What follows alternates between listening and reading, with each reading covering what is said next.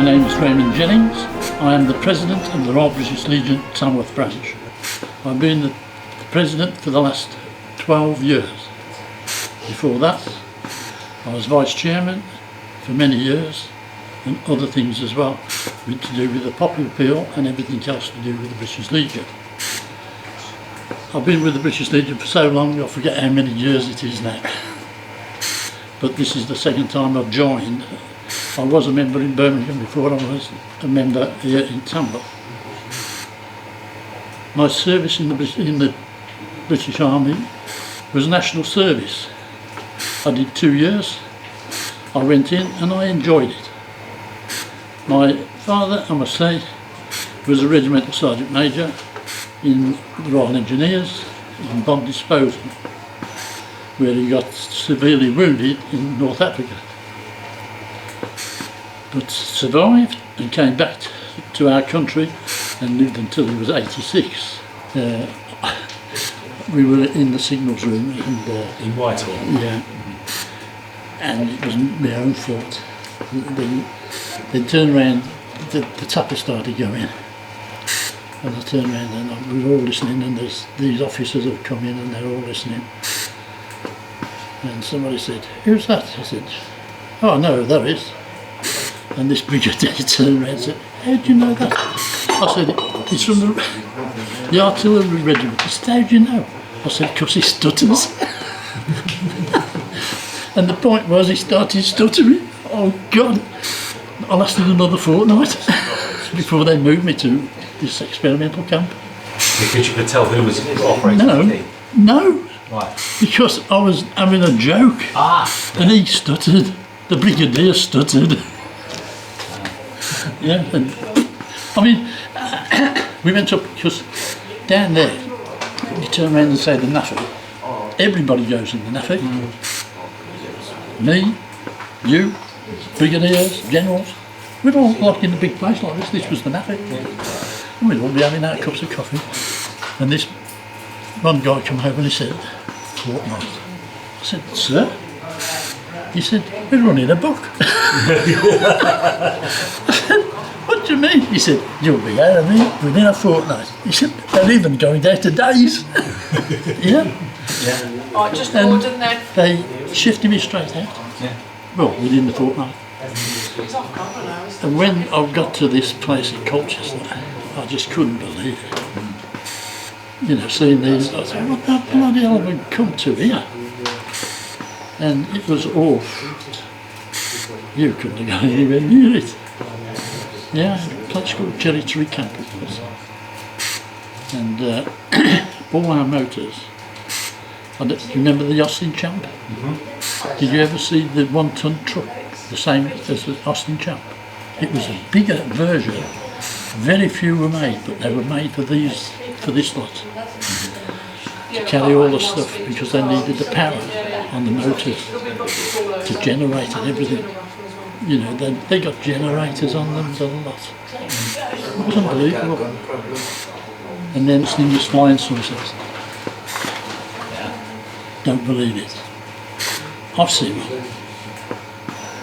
This experimental camp that I was on in Colchester, we had one sit over us.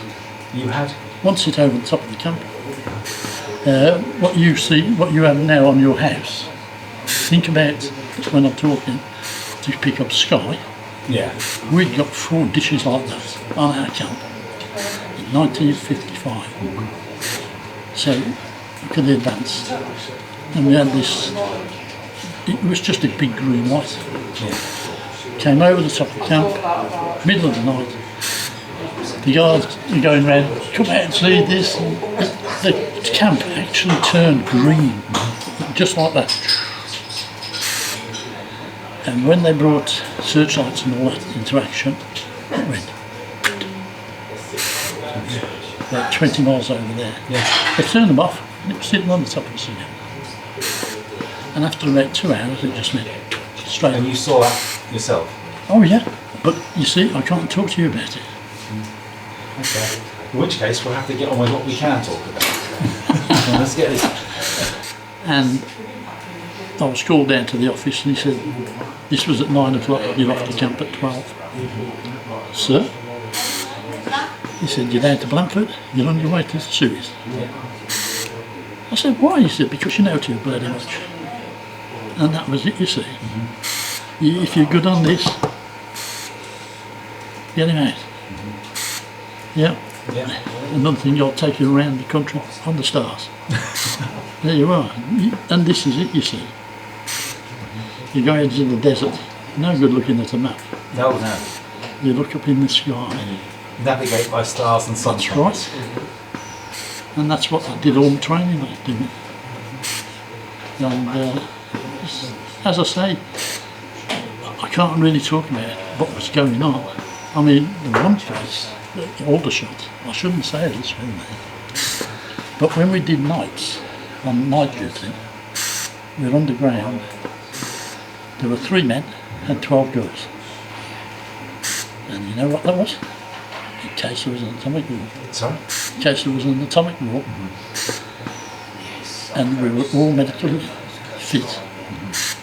And we could start a generation up again. Yeah. Yeah. And I didn't realise it until I asked the one doctor what it was all, because we used to have a medical every month. And he turned around and said, you're in a very important place.